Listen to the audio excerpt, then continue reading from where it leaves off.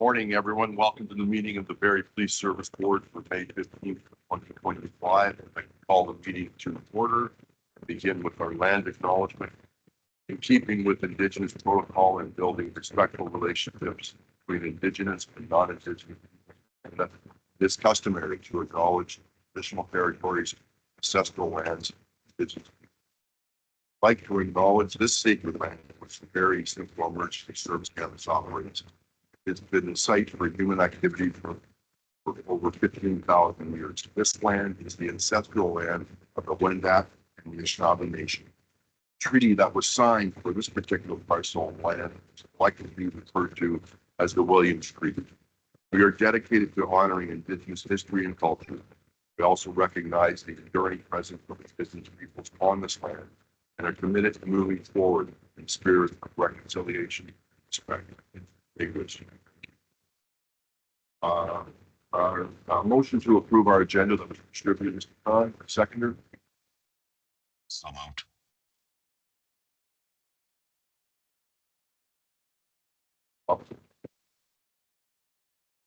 A couple members virtually.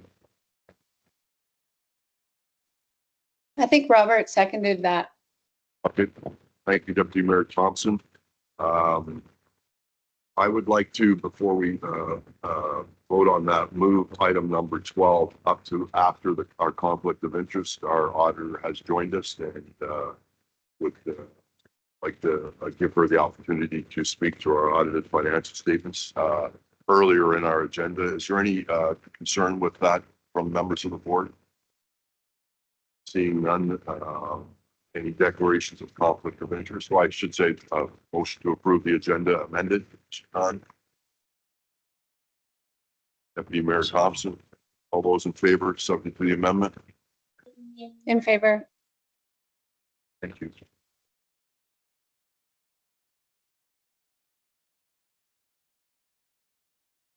Is anyone having trouble hearing me? No, I'm not. It's clear on my end as well. For you, Chief, I'll hand it over to Mr. Turner to introduce our guest and to present the year-end audit and financial statement. Mr. Turner.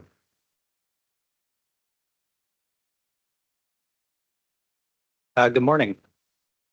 I'd like to introduce Lillian with us this morning. Lillian is a partner with Deloitte.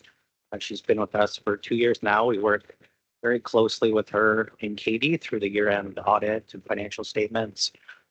Both have tremendous experience in the audit sector, public sector, and we rely on them tremendously for their guidance and expertise.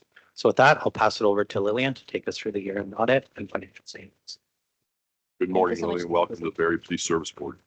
Thank you so much through the chair, and thank you to Ty for the introduction. Very pleased to be here today to present to you the results of our audit of the financial statements of Barrie Police Services Board.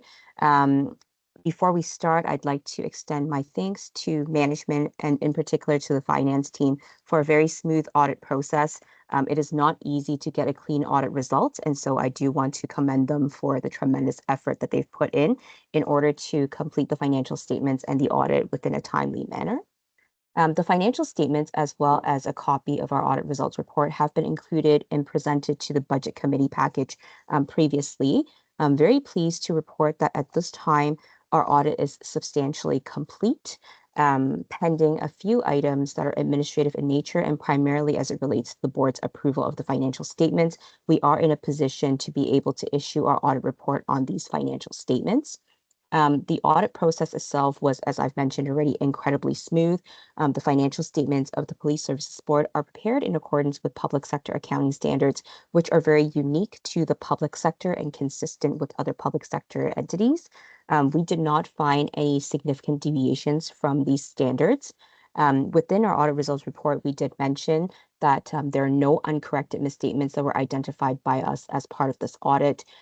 There was an adjustment that was identified by management and also posted in the current year and already reflected in these financial statements. So the draft financial statements as presented to you are fairly presented and there are no further adjustments identified by us.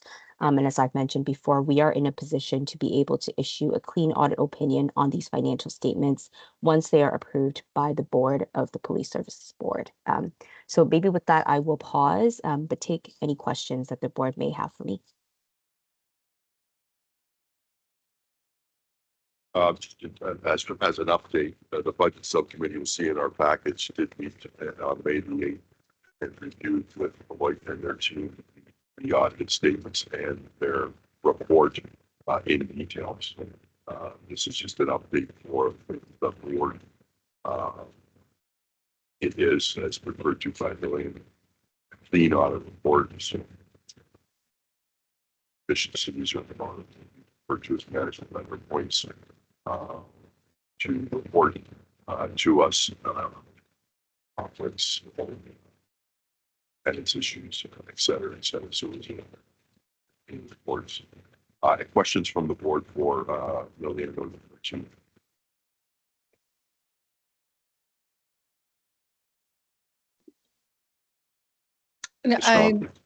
Thank you. Not a question, just a couple of comments to thank our Ty and our management team for working with the auditors and preparing what is a clean audit. And then also thank you to Lillian, Katie, and her team for the work that they did and the presentation that we had at our subcommittee meeting where we did have some discussion. I'm very pleased to see the clean audit, and if it's appropriate, Mr. Chair, at this time, I would move the motion to accept the audited financial statements. Thank you. A second. Mr. Khan. Any further questions or comments from the board? I would like to echo Ben's comments, Mr. Khan's comments. For those who don't know, I was an insurance partner for 40 years, so I did audit both public and private sector. So I know the hard work that goes into preparing an audit. And as Lillian opened up, it's not easy to get a thing report dealing with $75 million worth of expenditures.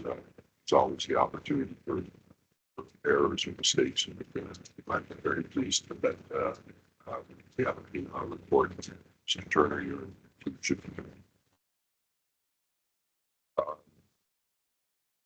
all in favor of the motion? In favor. In favor. Thank you. Mr. Turner, thank you. Lillian and your team, thank you. We'll cut you loose. Thanks so much. Take care, everyone. Carrying on, a motion to approve the April 17th, 2025 public board meeting minutes that were distributed. Mr. Khan. I'll second. Deputy Mayor Thompson, any questions, comments, commissions with respect to those minutes? Seeing none, those in favor? In favor. A motion to approve our minutes of April 22nd, which was an email appointment approval of members of the service. Mr. Khan. I can second that. Second. Mr. Khan, any questions, comments with respect to those about email appointment? All in favor? In favor. In favor. Thank you. Lastly, included in our package was our minutes of the budget subcommittee that I referred to on May the 8th, a motion to approve those. I'll second. Any questions, comments with respect to those minutes? Seeing none, those in favor? In favor. In favor. Thank you. On to the presentation portion of our meeting this morning.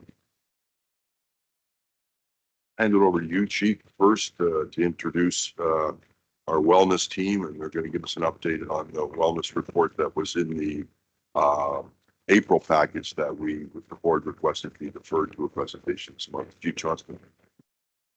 Thank you, Chair. I'll note that direction from the board to the chief in terms of the role of the chief in the performance evaluation, very specific in terms of the focus on member wellness and the expectations of the board. This organization has made it a priority, focus on member wellness, as well as organizational health.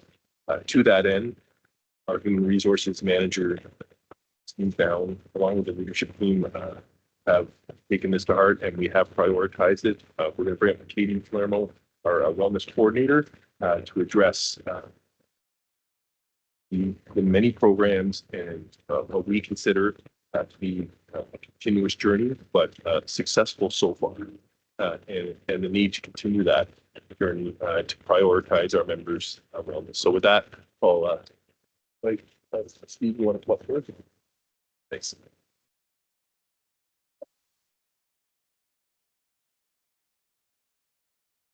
Good morning, sir. Good morning. We're very, very pleased to present the Police Service Board today with our 2024 annual wellness report. As you will see today, this is a very, very good news story from our perspective. In speaking with different law enforcement agencies across the province, we know that we are in a very, very enviable wellness position in terms of both the wellness and health and safety of our members, but also our WSIB experience. We believe quite strongly in looking at comparative statistics with other agencies. We are in a very enviable, if not the best position in the province. This is through a blend of different approaches, the totality of which have been a very, very good recipe for success. With us today presenting are Katie Palermo, Emma McKnight, and Brad Traves from our training unit, and we'll turn it over to Katie. Thank you.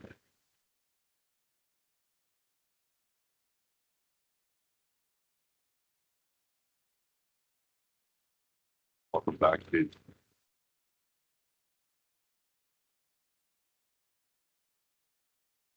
Morning. Thank you for having me. I'm pleased to present the 2024 annual wellness report to you today. What we're going to do is I'm going to go through just some key program highlights that focus more on the wellness side of our members, and then I'll go into our reintegration program and the WSIB side for your information, and then let you know what we hope is coming next. So Enriched Academy is a financial wellness program that we introduced in 2023. Knowing that financial strain on all Canadians is becoming a huge topic, the Barrie Police Association, as well as the service, partnered with Enriched Academy to offer kind of a learn-as-you-go module-style wellness program. And so this is all online. It's available to members and their families. And they go through anything from basic financial information, budgeting, and you can go all the way up to learning how to invest in the stock market, retirement, or even investing in real estate. There's zero sales with this program, which is why we chose it. It's just strictly information and helping people learn how to better set themselves up for financial success. So some key offerings that we did this year with them were tailored webinars specific to first responders, free will kits, which we actually had 30 members take advantage of. And as you can imagine, in this environment, having a will is extremely important. And then all of our members have access to 2 personal financial strategy sessions. So those are actually where they would call in and have a meeting with a financial advisor specific to their own personal finances. Next is Dialogue Health. So in 2023, the service recognized that following COVID, we had quite a few members who either didn't have a family doctor or due to some changes in the walk-in clinic structure in this area, if they didn't have a family doctor that was part of the Barrie Family Health team, or maybe a provider from a different area of town, then the walk-in clinics were becoming extremely hard to access. And so Dialogue Health is a 24/7, essentially virtual medical care platform. So anything that could be diagnosed or treated with a visual appointment without having to actually physically see a doctor can be accessed through them. So in 2024, you'll see that we actually have 344 cases. So that's 344 unique calls in from our members or their family members. So spouses and dependent children also would qualify. And we had a total of 390 sessions. So sometimes when you call in, if you need a prescription or something like that, they will actually follow up to make sure that there's an improvement. So that's the total 390 sessions with our members over 2024. The main areas that we saw were ear, nose, and throat, dermatology, and cardiology. And all of our member feedback, they get a score of like 97%. So people love this service. It's very easy to use. You go on, you put in, what the issue is, and they'll give you a list of appointment times, and you either see a doctor or a nurse. The new program we introduced in 2024 in conjunction with Inspector Brouillard was noticing that we needed to still work on stigma when it came to mental health treatment. And so we approached the senior leadership team with an idea that was to encourage members to go and seek out mental health care, essentially, when they're good and not in a crisis, so that in the future, if something happens, they've already established a relationship with a mental health practitioner. And so to encourage people to do this, we offered hours of non-cashable time to put in their banks. And we didn't do this until July of 2024, and 127 members used that service last year. And I expect that to almost double this year. Already, we've had close to that same number, and it's only May. So other just notable programs that have continued. We still offer our fitness pin incentives, so to encourage members to maintain their physical health. We had 89 members participate in that. Our Joint Health and Safety Committee continues to meet regularly and deals with any health and safety issues that come up. And we had no Ministry of Labor visits or orders issued to us at all in 2024. We still run our safeguard program, so that's a yearly psychological evaluation for any members in high-risk units. And so we have 86 members now included in that program. And that's just a check-in to make sure that the stressors of their job are continuing to be managed by the members of those units. The Road to Mental Readiness program, which is still offered to all new PCs at Ontario Police College, we also offer to all of our new special constables. And so we continue to offer that training to them when we have a new class come in.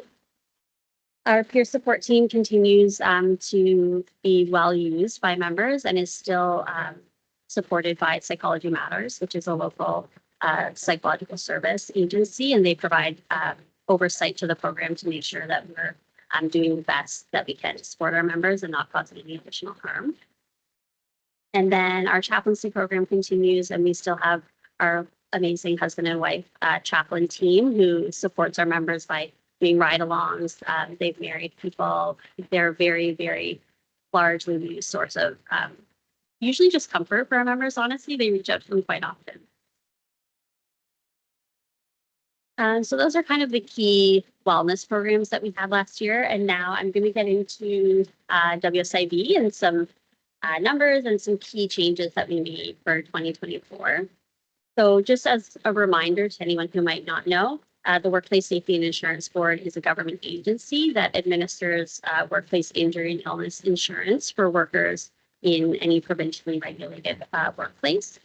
The Barrie Police Service is a Schedule II employer, so that's a little bit different than a traditional insurance model, where we actually are responsible to pay dollar for dollar for any injury, lost time, or medical care costs. The WSIB sets an administrative rate each year, so we pay the dollar for dollar cost plus an administration fee in order for them to manage the claims. In 2024, that administration rate was 17.4%. So the costs listed here, you'll see, is over 5 years. And this year we had quite a significant cost savings at just over 17%. We used to, prior to 2016, get the majority of our WSIB costs from physical injuries, so serious motor vehicle accidents, sometimes fractures or broken bones, muscle injuries, and occasionally an assault from a member of the public. However, in 2016, those numbers started to increase due to the PTSD legislation. So I'll just, before I get into the reintegration program, the PTSD legislation came into effect in 2016, that's supporting Ontario's First Responders Act, which meant that any first responder who was diagnosed with PTSD, it was assumed to have been caused by their work as a first responder instead of the onus being on them to prove that their work caused the injury. So we had, since 2016, a few of those claims come through. We kind of sit around 16, but we fluctuate depending on how long the member's off, between 16 and 20 usually. However, at the end of 2024, we had 13 people remaining off work due to PTSD.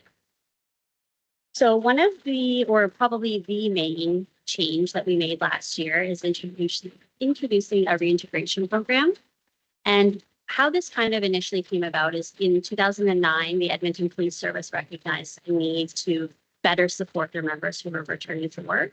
And so they actually originally created the reintegration program there and decided to kind of create it into a course and start offering training for other people who were interested in it. In 2023, the OACP actually decided to support the program and they started providing training across Ontario to any interested law enforcement service. So I did go on the course in October 2023, and we've since had 5 members go on the course to help support the program. And essentially what it is coming back to work is extremely stressful. So it can sometimes be more stressful than the initial absence because people don't know what to expect. So what we found was that individual tailoring to a program was great, but people actually preferred to kind of know ahead of time what it would look like. And so while we still tailor it to each individual, we did kind of create a bit more of a structured program here based on the reintegration program requirements. And so we're going to walk through kind of what happens just so everyone understands. And the training unit is heavily involved in this as well. And that's why Brad is here. He's going to help explain. He's been our main reintegration officer since the inception of this program.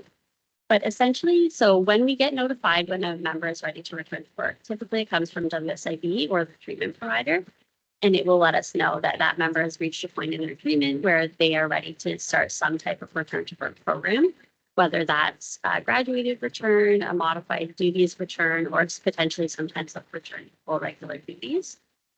And so what we do is we develop a general plan, what date they're going to start, what that's going to look like, who they're going to report to, and where they're going to go. And for now, what that looks like is someone returns directly to training. And so that is set up so that they're automatically with an assigned person, which has been PC traced, and they will walk through the initial return to work portion with them one-on-one. That's their point of contact. And they have their phone number and they will work together to create the best plan based on what their medical information has to say. So I'm going to bring Brad up to explain the next 2 parts just so that we get the full picture, and then I'll finish off with the 4th. Morning. Thanks for the opportunity to be here. This is it's been a very interesting program. Get off the ground. If I can say, an officer with lived experience, some of the areas of mental health that Katie's touched on. We've made vast improvements on our programming and support. And I would like to directly credit the chief, the deputy for that support. It is very, we are at the forefront in the province, and that's a direct result of the leadership that we have in the room here. This reintegration program works very well.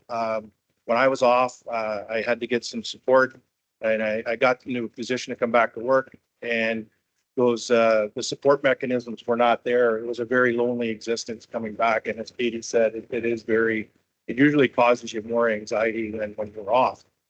Excuse me. Now we have support of the chiefs of police in Ontario. The program is really lifting off, and the Edmonton Police Service, we're the pioneers in this area, and we're seeing great success from our members that have been off. So what it looks like is, as Katie said, a member coming back is identified, and they report to the training unit. Everything runs through the training unit. And it's more than just getting them recertified in use of force, getting them back to where they can have full function of their duties. That support is side by side, shoulder to shoulder with the member, which right now it's me. The rest of the unit is to be trained and enabled to carry out the reintegration process. That looks like a member comes back and I would greet them on their first day back. As you can imagine, it is very a daunting task to come back.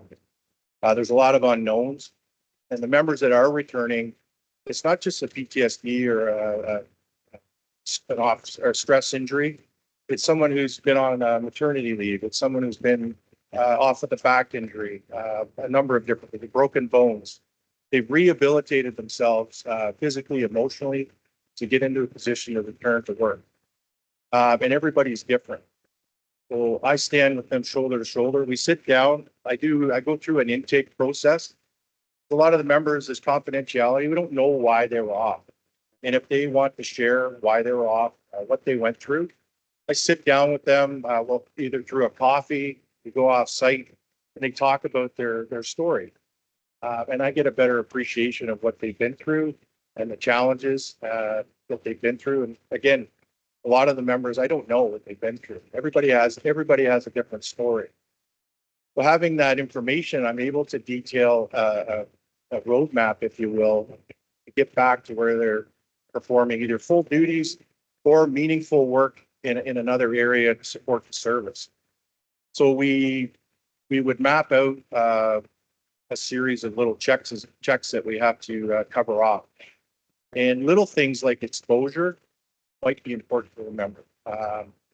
If they were off due to a violent incident, okay, we may take them out into the community where that event happened and just start driving by it because there's triggers involved with a stressful event, as you can imagine. So just driving by the event and checking in to see how they're doing emotionally, physically. And then if they're good to go, then we move on to the next progression in the steps to get them back to work. That's just one example. Getting them back to regular use of force. That's obviously the ultimate goal. But if that's not possible, we have other goals prescribed to get them back to work. Every case is unique to that individual. Going back to a maternity leave, there was a lot of assumptions and biases that I was a father. I know my wife went through. And going back to work, I as a male, I didn't understand what a mother would go through.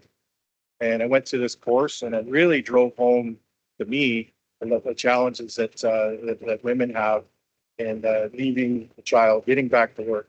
So sitting down with the mother returning to work is very, very important, and going through the steps to get them into functioning and producing for the service here. So that was very eye-opening for me in that process. So we work towards getting them back and getting them released of force. So there's obvious scheduling that has to happen. I'm very candid when we sit down and honest with the members, and we talk about setbacks and the honesty that they have to have with us. And if they're having a rough day, you know what? We're going to step back. And you're going to take the time that you need. If you need to get the support from home or from a clinician, or just sit down with someone they're comfortable with, then we're going to do that. And the communication between wellness and myself, that plan of care is mapped out. They understand where they're going. We liaise with the supervision they're going to have and whatever design accommodation they may have. We have members that have gone off to property unit. We have members that have worked within wellness, supporting what happens out on the road. Investigatively, they can be put in different roles. So we have a duty to accommodate. So, and usually sit down and be like, yep, that sounds great. Getting them back to meaningful work is the goal here. If they have limitations, then we're going to work with that. And we map everything out so they have an understanding of what the process looks like and they'll have a timeline. So everybody's different. So it's worked out very well. And I think we're looking at around, in the last year, 8 to 10 members back to meaningful work, full duties, accommodated duties, and any capacity getting them back is a support for what we do, and having them functioning, highly functioning in the place. So, yeah, that's what it looks like from our end. Just a snapshot from the training unit, and they may be with us for a couple days. They may be with us for a couple months, and we get them over to the leadership that they have, and they'll be reporting to a different point of contact and different supervision, and we'll check in. We've had members go to the traffic unit. So, and the bosses there understand what we're doing and how we move people to that end goal. So I hope that helps. If there's any questions on the reintegration, we can answer those. But thanks for the opportunity, and appreciate the time to speak. Yeah, so just to reiterate what Brad said, it's so important that we have that connection between wellness and training, because confidentiality is the number one thing that we hear from members coming back to work. Well, I don't want everyone to know what's going on. So the way this is structured, no one else knows really, except for Brad and I at this point, until we have to let somebody else know if they're going to a different area. So once they're kind of finished with training, what we've done is, as they come back over here, whether it's full regular duties or modified duties, we've started to pair them up with another member who's been trained in integration. So they're a little bit less involved. It's not daily check-ins, but they do still have one point of contact to check in with them. It's a police officer. So they still have that connection with someone else who has lived experience. If there's an issue as they're coming back, then they have still a point of contact that's not training anymore, because that portion of their return to work is done, and they're paired up with another person over here. So one of the things Brad mentioned was accommodation, and that is another key aspect of this program and why we've been so successful. So we did have 8 successful return to works last year from members off on PTSD absences, and that's because we got creative. So we have accommodated people in property, we've accommodated people in traffic, our ultimate response unit, our virtual call response unit, anywhere that we can find somebody meaningful work and meaningful to them and the service, we will do our best to accommodate them within the restrictions and limitations. Yeah. Getting the training there, people that are off sometimes don't know how to get back. And it's been perfectly acceptable to call them up and say, hey, how you doing? What's happening? And then, hey, you given any consideration to get back to work? They're like, yeah, I want to get back to the clinician, or my physician says that I'm good to go. I just don't know where to start. We can guide them and get them back. They're like, oh crap, I didn't know that before. I've made a number of calls, and they're like, yeah, okay, good to go. As long as we have the sign off from their physician or clinician, they're good to go. Then when we get them back, so that's what we want. We want to get back to thriving. We're seeing great success with that. Really good guidance. No, that's great. And that is one thing we've done. So any member that's come back to work with this program, we've actually asked them for feedback to provide us the good, the bad, what we could have done better. And there's been a few minor things, but overall the response has been extremely positive. And we do actually have one member who's been off twice, and they returned in the old model and now returned in this new model. And he is raving about the new way. He said he's so much better set up for success that he's back to full regular duties, no concerns. So it really, really has made a big difference. And then finally, so what's next? So I do want to introduce, we do have a new wellness coordinator, which is very exciting for me. Emma McKnight is here, as she started in March with us, and she will be assisting me to get even more wellness programs out to members. So with a focus on health and safety, but also expanding some programs that we offer, yoga, things like that members are looking to see, as well as hopefully some more lunch and learns, maybe some nurse-led clinics, things like blood pressure and things like that we know is a concern among our members. Fitness coaching and potentially more.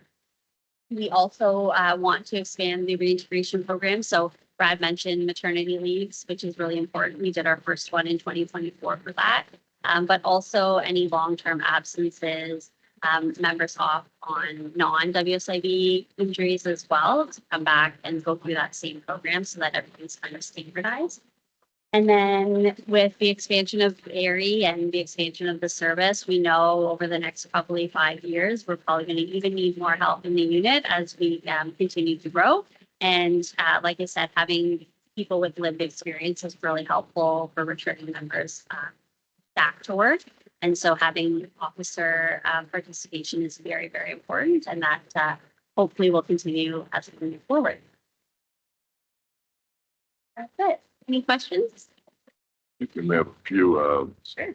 Katie, Brad, Emma, Steve, echoing the chief's comments. This is a priority of the board that's been identified for a number of years. And it's very pleasing to me when I have the opportunity to meet with other boards across the province and even nationally. We have developed a reputation. We're on the radar. What are you guys doing out there? So, you know, it's what we're doing is working. And we want to continue that. You know, we do it somewhat selfishly. You and I have talked, Katie. I mean, we're responsible for the dollars and cents too. We see the return on investment. Or if we want to spend some money and make some money, and clearly it's working. My questions from the board. Thank you, Chair, and really glad you shared those comments on the board unanimous supports the efforts to work member wellness, mental, physical, et cetera. So thank you. Yeah, Chief Mr. Brown, it's great. Thank you for the presentation. Single word would be impactful. Really impactful. Hearing you walk us through going beyond that, giving of care, talking about the patient calming. I think I took that away as almost prescribed. But it was clear that the presentation made the products and that. You know, there's that interest in peer support that you offer that adds value. I just wanted to acknowledge there and see us. I do have a couple of questions for you, and I think the reintegration program was almost self-explanatory and have walked in it, so I can only and follow along on that journey. But I think it was very comprehensive how you explained it. So I don't know if the question that I have are specific to that, but almost some of the takeaways I'm wondering if you were able to redeploy or re-implement some of those strategies in the other programs that we were talking about earlier. Some of the things like we mentioned, even that swearing ceremony, right from that day one, whether it's the chaplain, the chair, or the chief, or anything, saying, you know, go out and do your job and it's an honor. And don't forget it's there and for the family, it's the charity. 5 to 6 ceremony for that dependent. You know, thanks so to the family. You're not a sworn member, but you serve the jury. Will bring some of that, you know, that investment, that obligation, that relationship. So, I suppose the question that I have is kind of like the chair about budget, working with data, like how are we able to track what we did before and what our results were versus how impactful and how successful. And are you able to do that pretty much from day one of into recruitment?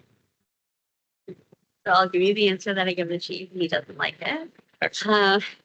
It's very hard because specifically wellness in general is so subjective that it is hard to track whether it was the return to work program changes that made the difference or if it was something else. We do know based on just the numbers alone of how many people we got back last year that it was successful. Is that sustainable going forward? It depends on a lot of factors, right? We just happen to have a lot of members also ready to return to work when we introduced this program. So we likely won't see any members returning every year.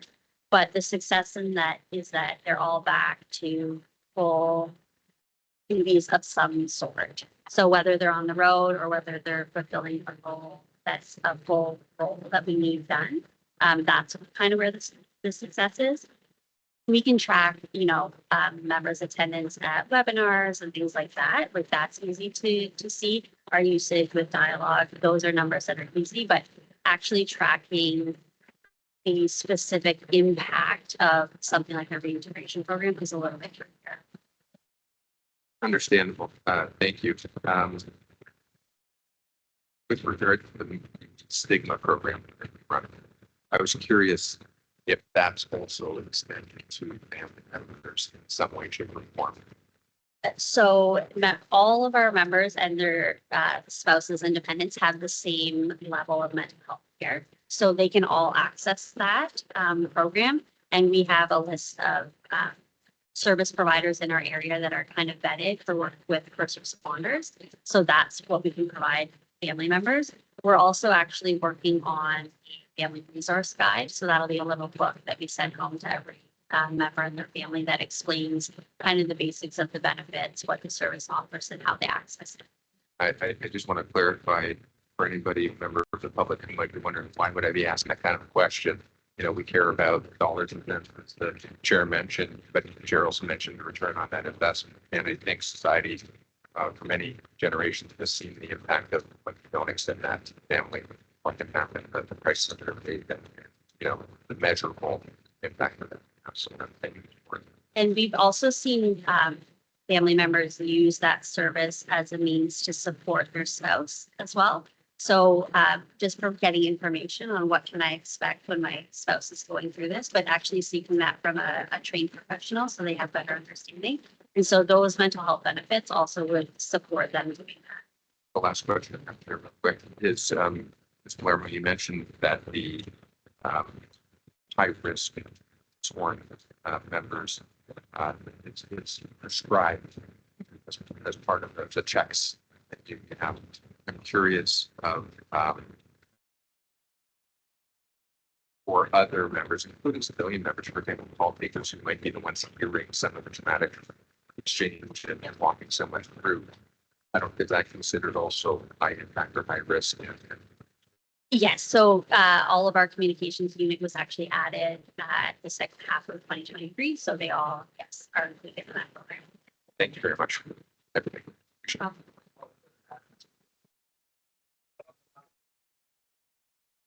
I don't know how to measure its culture.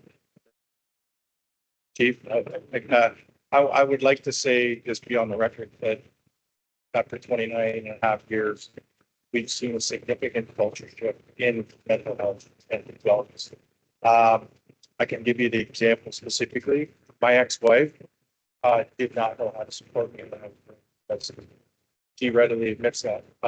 She does. She knows now.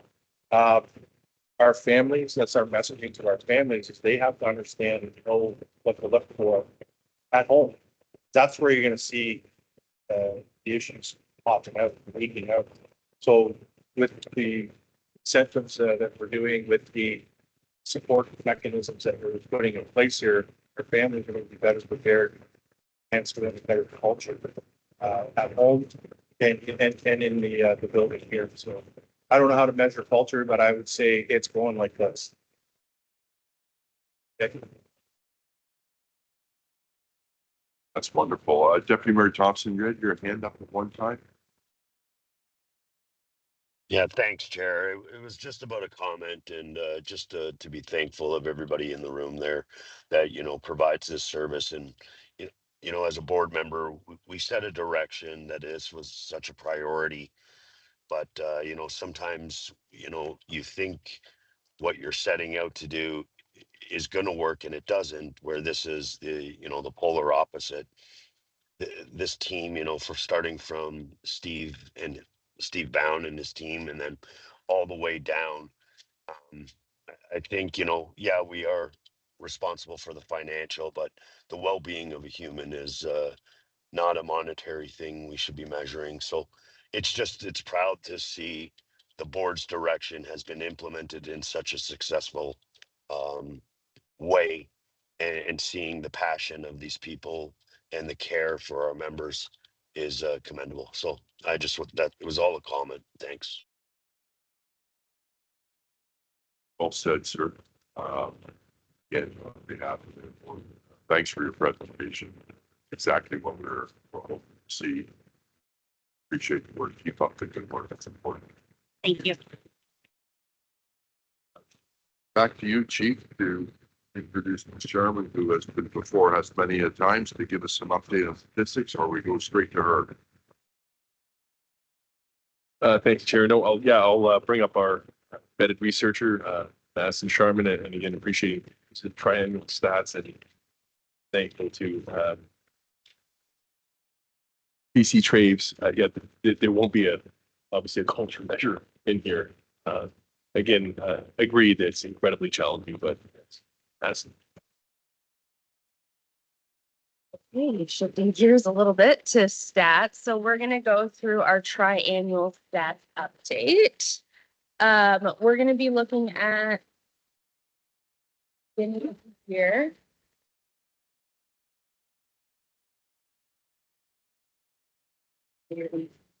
All right. So we're going to be looking at the beginning of the year. So the way we've structured these recently, about 3 presentations looking at the beginning of the year, the summer, and then the end of the year and kind of year end. So we're going to be looking at the first couple months of the year, see how we're doing, see how we're starting off. So of course, as an overview, as a service, we leverage various sources of data, right? And the board is quite familiar with this, and I think the public is quite familiar with it as well. So when someone calls 911 or a non-emergency line, it comes in through our computer-aided dispatch, or CAD is what we call, CAD created events, previously called call for service. It's then given an event number or a VA number, and that's really the first official record of the call coming into the police service and that first data point. Then after reports are submitted and these pieces, a call can then be coded for various criminal or non-criminal events by our records unit. And those codes that are given are called UCR codes. Like I said, criminal, non-criminal. Some of those non-criminal calls that we see, often with the intersection of homelessness, mental health, or addiction challenges, we refer to as our social disorder. So it takes up a lot of police volume and police time, but often non-criminal in nature. Those criminal UCRs, then, as we kind of go down this chart, each of them or a select few of them have a harm score given to them by Statistics Canada. And that weight and that severity score is what we use then for our crime harm statistics. So we use a lot of different lenses for our data, which gives us just a more holistic picture of what's going on. So when we look at those CAD events, so those non-emergency or 911 calls that come in, kind of that first data contact, we're seeing that we're pretty much on par from last year. This time period takes up about 31% of our call volume. So again, nothing extremely out of the normal when we look at this time over the last couple of years. So we're basically on track to similar call for service numbers. This one is a really interesting finding that we've seen over the last couple of years. So our call composition is changing as a so what we're seeing is a reduction in priority 0 or 1, so emergency calls for service, and an increase in what is called priority 4, which is administrative and proactive work. So I think this has a lot to do with our change in structure and deployment, our evidence-based policing, our focus on proactive deployment. So what we've seen is a increase in that. And when we look a little bit deeper, what that looks like, we've seen a significant increase in routine traffic enforcement. That's continued over the last couple of years. We saw that in 2024 as well. It really jumping out compared to last couple of years, as well as an increase in those community services. That's basically our code for our proactive hotspot checks. So we are seeing the data reflect that we're doing a lot of really good proactive work. When we also look at our most common calls for service, we see those yellow, those social disorder. And this often just tells us that a lot of time and volume comes into the service focused around this, and it takes up a lot of policing. I'm going to actually jump to this one. When we look at our crime count and our criminal charges, I do want to highlight our most common criminal charges. I have aggregated these, but failed to comply related, so failed to comply, breach of probation, those pieces are most common charges laid in the first couple months of the year, but that reflects data trends that we see throughout the year. That's usually our most common, that administrative justice. So we see lots of those. We've laid over 2,800 charges on over 1,000 people in the first 5. When we've looked at our crime counts, we're actually sitting at about a 10% decrease from this time last year. So seeing less criminal events within our data. I'm going to jump into harm. I think the board and public is getting pretty well versed on harm, so we don't have to go through the whole chart. But again, it's this weighted index and this severity score per offense. So instead of looking at an instance of theft and an instance of robbery, both equaling the same amount, we have weighted severity scores. So knowing that robbery has, is theft with violence, it has a bigger impact to the community, it's given a bigger score. And that's based on average sentencing and incarceration rates across Canada. So it's real-time data updated across our country. And please don't influence the picture. So when we look at our proportion, our community reported harm will always be the largest proportion of our harm because it has the most harmful events that sit in that bucket, right? So those things like robbery, anything that has a, really a person victim will sit in this bucket. We then have our proactively detected. So those are things that came about from good police work, right? So whether that be investigation, surveillance, traffic stops, those kinds of things, often events such as trafficking, weapons possessions, organized crime activity, that all funnels under proactively detected. And the idea here is if that increases, it's not a negative reflection of the service in terms of our measurements look worse, we look less safe. It's good proactive police work that is jumping those numbers. And then lastly, we look at our commercially reported, again, understanding that this can be very heavily influenced, whether it be the increased hire of loss prevention officers, it's corporately detected crime, the reporting of it, all of that can fluctuate. So we just like to parse that out.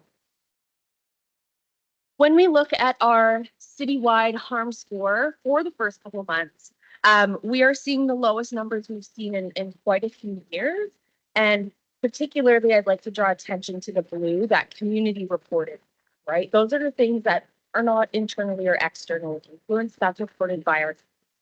So we are seeing quite low scores, ones comparable to 2021, which in general had quite low harm scores coming out of the pandemic. So we like to see that as a big success.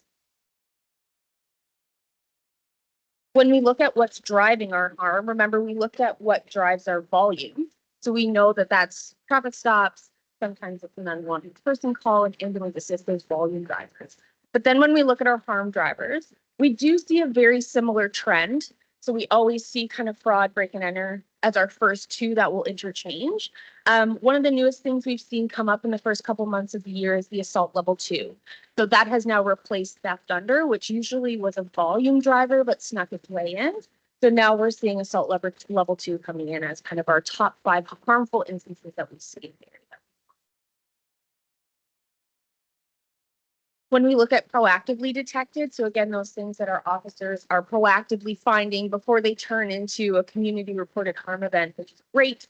Again, that bail violation, very similar to our most common charges, to what we're seeing, various trafficking, drugs, and possession of weapons. So again, the great work they're doing, they get it cleared out before it hurts somebody. So I just wanted to highlight, there's been a couple calls, but for our first couple months of the year, there's actually been 7 events that have had a proactive harm score of over 1,000. So again, that's 1,000 days of jail, right, that we've prevented from hurting somebody. So our officers, through these various events, it's been a mixture of, our investigation and intelligence units, but also frontline. We've had 7 very, very large proactive scores that we've been able to take off the street before they fall into that red. Commercial harm is definitely something we're keeping an eye on. It is increasing, both the volume and the harm. Now we take that with a certain lens, knowing that, again, increase of corporate and private resources can influence this. And so can reporting, online reporting, increasing, it's a lot easier. However, we do see a shift in the context of this, which I reported from last year as we take a deeper dive into it, where it is frequent and we're seeing more ties to organized crime. So it's something we're keeping an eye on, and we're going to look to address with various areas. And that's it for the first couple months of the year. Happy to answer any questions. And yeah. Great update. Questions from the board?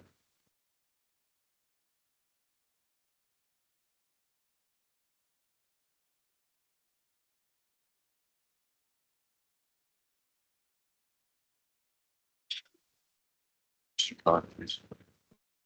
Thank you as well. And but keep it interesting. So thank you very much for that. I just wanted to clarify one thing. You had a slide up there that referred to it. 50% directed at sort of following up on those who failed to uphold their obligations.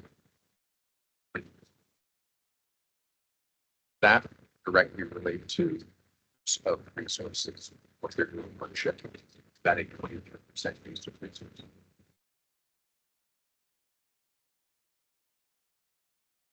Thank you, through you, Chair. So it's not a one-to-one ratio, and it would depend. And each situation is different. So there be of those that 22%, there may be an individual on multiple forms of release. It could be a breach of probation as well as a breach of a current release undertaking. And so it doesn't fall exactly like that. So, and these have always been our most numerous charge, because again, what we know from the research around the power of few and the individuals that we repeatedly see them. So did you want to? Yes, sorry, yes. And Staff Sergeant Fitzgerald points out very correctly and accurately about the high harm theme and our members that are targeting those individuals with the highest harm score that are they haven't achieved it. They have that weighting attached to them because of their historic practice of crime. And so their release, once they are released, their repetition of recidivism is known to us as the power of few, and that's why you're going to see that 22% is a focus of this organization, finding those individuals committing the most harm. So they generally are on release, and if they're not, they've had a history. So, thank you, Chair. So that could then might come by saying that's tied into proactive nature, which fell next. Okay. Absolutely right. So sometimes we do have this proactive work. Like we know with stats, we're likely to see very similar people over and over again. So what happens is there can be a few charges for that. So let's say we've done a really great proactive investigation and have found somebody with drugs. In addition to that would be a breach of probation charge because we've already been on conditions not to do that kind of stuff. So very much the proactive work, that is something that often comes along and kind of piggybacks. But yeah, you're very much correct. Question for you, Chief. All the data is wonderful. We understand the data, but for members of the public, they may say, "Well, so what? Why are we doing this? Why is it important to our service to, accumulate this data? What happens next?" Maybe you can just comment a bit on that, Chief, please. Thank you, Chair. And it's a fair question. And I will harken back to the purpose of policing a democratic society. Peace by consent, and there should be expectations of our community of us. And historically, we've gone out, we've done the best we could. But what does that actually mean? And this organization has prioritized being transparent in what we do, but also having measurable effects. So when we welcome and invite the community to go online, look at our crime portal. The intent here is to demonstrate what we're trying to do and to show to the community that there are measurable effects to the initiatives and practices that we are doing. Every night and every day, our frontline members, our investigative services, they're out there and they're doing the best they can, but they're doing it in a far more targeted and informed fashion. And there is an effect. Now, there will always be crime in any society, but the reality is what we want to see from our organization is that more proactive targeting, proactive work, which then And again, in theory, and we're trying to demonstrate through practice and measurement and potentially reduce that reactive harm, that victimization of our community. That's the role of police, to reduce victimization in a community. If I may add, Chief, in simpler terms, allows us to affect how we police, and how we police today versus how we policed 5 years ago is different. We can't make those changes unless we're going, that's the data available to support the change. And Chief mentioned, or we often will make change, not often, we will make change. Sometimes it doesn't work. The data will tell us it doesn't work, so we'll stop doing it. Looking for something, just some commentary. Seeing no further questions. Again, thank you very much for your presentation. We look forward to it every quarter. In today's consent agenda, there were 4 items: public complaints, quarter 1 budget variance, public complaints report, and human resource report. Motion to receive those. On seconder. I can second. Stone. Any questions, comments, or reports that members would like to hold on the consent? Seeing none, those in favor? In favor. Back to you, Chief Johnson, for your monthly update report, please.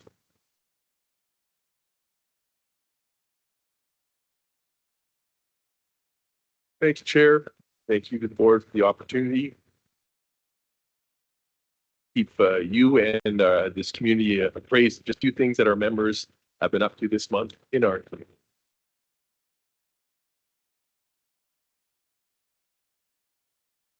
On April 25th, we welcomed one of Barrie's student mayors for a visit to BPS headquarters. After a tour, he was given a brief history of the Barrie Police and our crest by our in-house historian, Deputy Burke. On April 26th, we were present at the 28th annual Tender Hearts Gala in support of the Season Center for Grieving Children. Organizers shared that they raised more than $150,000, making it their best year yet. The Barrie community stepped up, as they always do, raising these funds for children needing a place to share and grow after grieving the loss of a loved one. May 1st, we began another round of the Citizens Police Academy, welcoming community members to learn more about the Barrie Police Service. This will certainly not be our last one, and for those for interested community members, we will post our next round on social media and encourage people to participate. That same evening on May 1st, a group of representatives from the Barrie Police Service attended the Ontario Women in Law Enforcement, the OWL Awards. Several members were nominated for awards, and several received long service awards as well. On May 3rd, the Wellness Fair was held at City Hall, showcasing the many different resources available in our community to support mental health and physical well-being. Also on May 3rd, the deputy took part in the home runs for the hungry in support of the Barrie Food Bank. It's my understanding the Barrie Bay Cats were quite pressed. They're looking at drafting him strong infield play. Need a bat boy? I'm informed that Deputy Mayor Thompson went 4 for 4 at the plate, so very impressive. Congratulations there. The Ontario Police Memorial was held on Sunday, May 4th, and 20 members of the Barrie Police Service attended to join the procession and ceremony. This year we had Barrie Police Service branded blazers available for our civilian members to wear for the day while they took part in the memorial. You remember our heroes in life. May 5th marked Red Dress Day, and the deputy and I were honored to have been invited to join the Barrie Native Friendship Center at Meridian Place to bring awareness to missing and murdered Indigenous women and girls, those of Twin Spirit. Red Dress Day is a day to pause and remember that behind the numbers are families and friends and communities that every day feel the void left of those who have not yet and who may never return home. We will continue to work together to bring awareness and support for our partnership. We want to thank the Barrie Native Friendship Center for the opportunity to speak to our community on the solemn day of awareness. On Monday, May 5th, the Barrie Police Service welcomed 15 new special constables to begin their training. Upon successful completion of their intensive training, several of these special constables will be assigned to the downtown or to courts. This public safety service is committed to keeping Barrie safe and working toward having our community members feel safe in the downtown and everywhere across the city. Couple of meetings and partnerships. This month, we attended the Community Safety and Wellbeing Committee meeting as the group draws closer to finalizing the plan. The deputy and I also attended the small and mid-sized police services meeting, where we met with police leaders from services across Ontario to discuss shared challenges and learn best practices. We also had some of the great research work being done at the Barrie Police Service presented at the annual American Society for Evidence-Based Policing. We provided reported remarks discussing our research on procedural justice training, its importance and its effect on our members and our community. Across Canada, we recognize Police Week. Thank you to our community members for engaging with our members. This year's Police Week in Ontario focused on your police services, helping build safer communities. I will note that today, Thursday, the 15th of May, is a show and share with our tactical unit at the RioCan Georgian Mall between 11 and 1. We invite our community to come out and meet our officers. Couple of investigative highlights. On Wednesday, April 23rd, police were called to a Dunlap Street location for a fire at a business. CCTV cameras confirmed that the fire had been intentionally set. After the appropriate warrants were obtained and executed, more than 20 kilograms of suspected psilocybin magic mushrooms was located and seized. The investigation remains open and is currently ongoing. On Monday, April 28th, a concerned citizen contacted police after spotting what they believed to be a male with a firearm. Responding officers were able to quickly locate the individual in question and take them into custody. While the firearm was not located, the male was found to be in possession of a prohibited knife, as well as controlled drugs and substances under the Schedule 1, methamphetamine, and was charged accordingly. The Barrie Police Service would like to thank our community member who reached out, police with their concerns, for taking the time to be a part of helping us keep our community safer.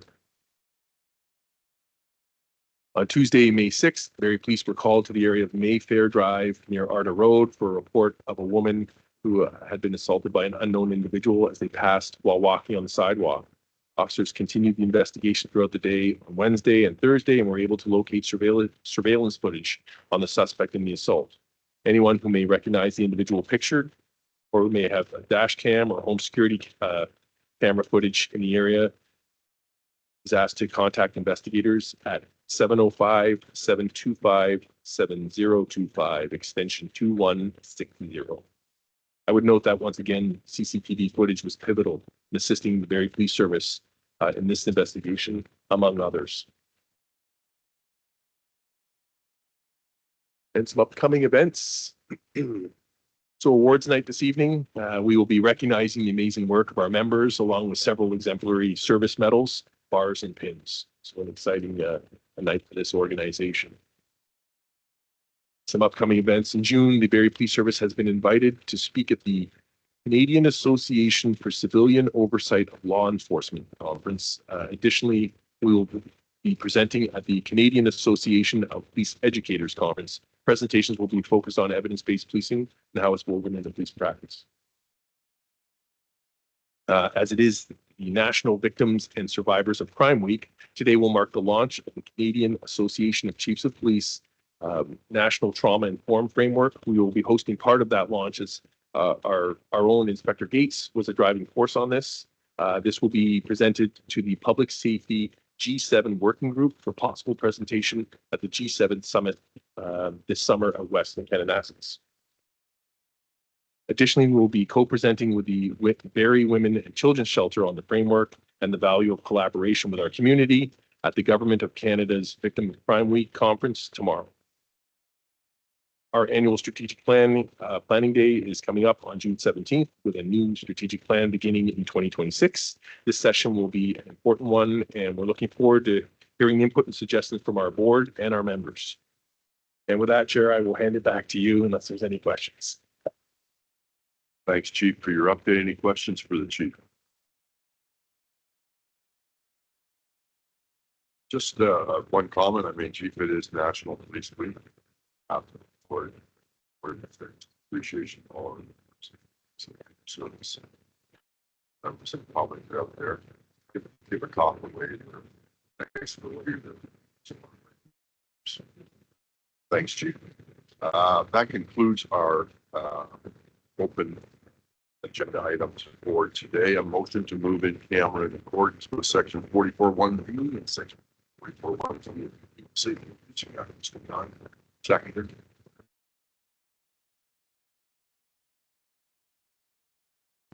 I'll second that. Yep. Thank you. So we will go in camera and just advise the public there's no further items. And then we will meet next Thursday, June 9th.